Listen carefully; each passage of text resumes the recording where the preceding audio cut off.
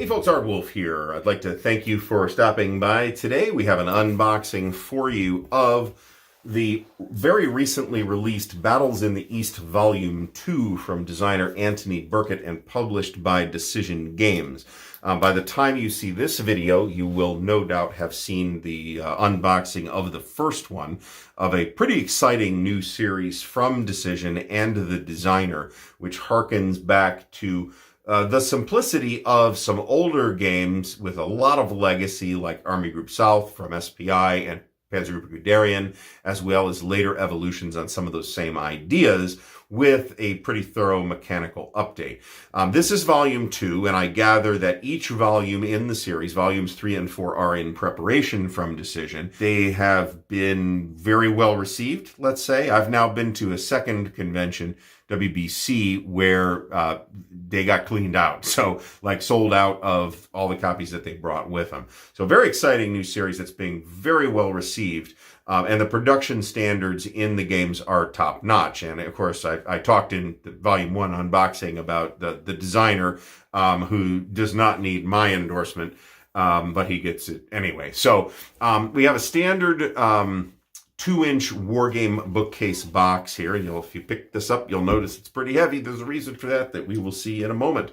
And if you've seen the first one, you know what the reason is. It is the mounted map. So I didn't look at this last time. Players is 2. These are definitely 2-sided games, but you could split the sides into, say, 2 players. I think that wouldn't be a big problem.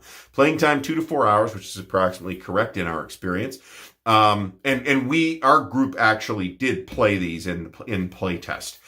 We hit it very early in the playtest, so I don't want to make a lot of mechanical commentary and end up looking stupid at the end. But I'm not coming into this thing totally cold either. Map scale is 3 to 5 miles per hex. Regiments and divisions for counter scale. Complexity medium. I think that might be a bit of an overstatement, to be honest. This is quite a simple system. And there's no explicit solitaire mechanism, but solitaire ability is fairly high. There's no hidden information. There kind of is hidden information, but not really, and we'll see that in a second. I would consider this not a single game with sort of 2 main scenarios, but really a 2-pack of 2 separate games. So let's open her up and take a look at what we got here.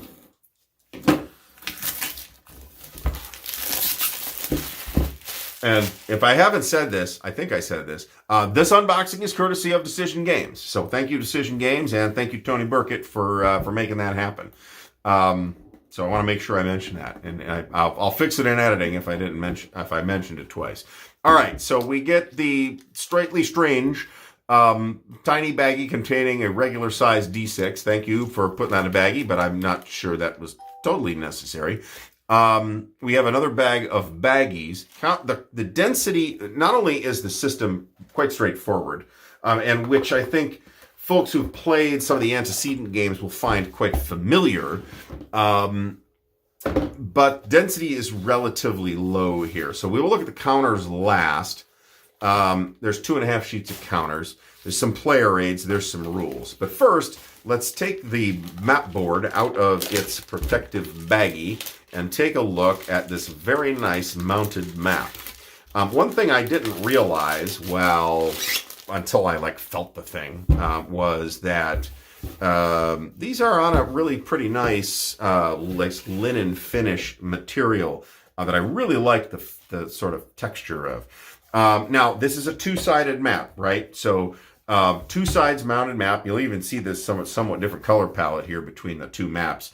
The more open one is Guderian's Final Blitzkrieg, Tula 1941. Map graphics here are, if you didn't recognize it, by Joe Youst. It's not laying quite flat, but it's laying pretty flat, and I think it'll end up laying very flat. Tony has made a lot of effort to study the Eastern Front, even going so far as to consult with experts on the Eastern Front like David Glantz. And I really trust his work on this family of topics. So this is the system rules for Battles in the East, and it's going to be the same one as is in Volume 1. It's 16 pages, it's full color, it's very well laid out, it's very clear. The print is what I would say is a little bit small, but I'm certainly not having any problems reading it in this light. There's really about 13 pages of actual rules in this set. And this is what we would call the series rules. Just so I don't miss it, game design by Tony Burkett, development by Christopher Cummins, map graphics by Joe Youst, counters by Richard Aguirre, and production, whatever that means, by Richard Aguirre as well. So looking quickly through the book, again, full color, it's well illustrated, it's pretty. Do we have any contrast issue down this page with the image? No, I don't think so. But very straightforward game system, and right in the beginning, Tony tells us that the game mechanics are an evolution of the SPI Classics Army Group South and Panzergruppe Guderian, and they've been updated and incorporate later game mechanics such as from TSR, SPI, and DG's Cobra, which is another well-regarded SPI classic if you haven't heard that before. Just in case, to avoid extra redundancy, since I've said a lot of this in the unboxing for number 1, we have some player aid tracks. We have a turn record track for Battles in the East Volume 2, and this will apply for both the games, and it's blank on the back. As you can see, there's 10 turns. Then there's like a standard player aid card, 2 of those, with the CRT on one side. And again, if you know war games, I think you're not going to have any problems interpreting the CRT, but it is all explained on here for you too. And then terrain effects and supply effects on the back. There is a relatively straightforward supply system. The graphic representation of the terrain available on the map actually varies from map to map, and I want to make sure you can see this here. But what it looks like is on the map itself, and I hope that's in frame. But it's in the corner by the title. Very sharp looking map, and really all the other components too. Now, an interesting thing here is that there are 4 scenario cards, what I'll call scenario rules. Okay, there's 2 for Uman Pocket, they're the same. There's 2 for Guderian's Final Blitzkrieg, they're the same. And on the front of each one is the scenario-specific rules that you need to know, which a lot of which is pretty straightforward. All reinforcements enter according to the reinforcement schedule. Weather is clear the entire game, that kind of stuff. Budyoni sets up with 6A on game turn 1. On the back of this card, on the other hand, you have the victory conditions and the setup list. And the scenario card for Guderian's Final Blitzkrieg is pretty much the same type of deal. You got your game-specific rules here. Victory conditions in this case are actually on the front, and you've got your setup on the back. And when does this actually take place in 1941? It's got to be relatively nice. It just says 2. So Guderian's Final Blitzkrieg runs from 17 November to 7 December 1941. And Uman Pocket runs from 14 July to August 1941.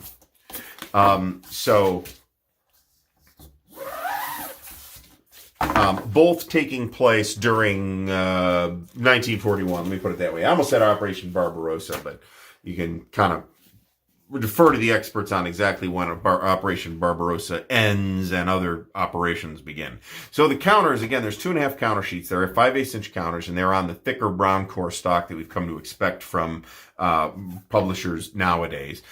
We have an additional half sheet, which is more counters for Uman Pocket. And the way this is laid out is basically you get 1 counter sheet for Guderian's Final Blitzkrieg and 1 counter sheet for Uman Pocket.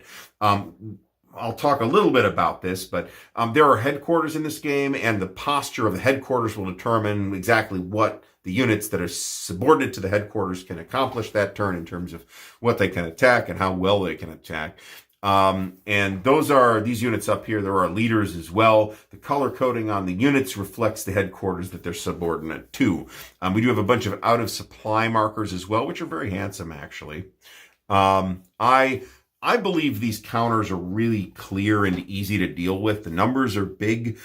They are 5/8 inch counters. They have NATO symbols on them, but there's no particularly arcane NATO symbols here. They're all fairly basic stuff. There's infantry offhand. I see infantry, mountain troops, armor, maybe self-propelled guns of some kind in battalions. German units are going to tend to be regiments or battalions Russian units are going to tend to be divisions, with a couple exceptions like these railroad units, for example. We do have air. Air is a factor in the game, but it is basically just you get so many air depending on the weather, and you use those as column shifts, and it's pretty much that simple. And it is a column shift driven CRT. When we look at the CRT, we're not going to find DRMs. We're going to find column shifts. So you really want to leverage the column shifts. And we'll also notice that there are engaged results, which is basically a nothing happens and the units are engaged. Well, not nothing happens. Each side takes a step loss and they stay where they're at, and nobody can retreat, no advance after combat, and nothing else happens. So you're engaged. You're stuck where you're at. Clean game system. I think that a lot of folks are looking for sort of meaty games at this basic complexity level and scale. I would describe these as operational, which is my preferred scale anyway. So good for me. You are just eyeballing it. You are not going to have a problem getting one counter tray into this box, and it's going to hold all the counters, and you should be good. And I think you can even get a couple of baggies in, maybe for markers as well. So this is Battles in the East Volume 2. The second in what promises to be, and I certainly hope it turns into, a long and prosperous series from Decision Games and designer Tony Burkett.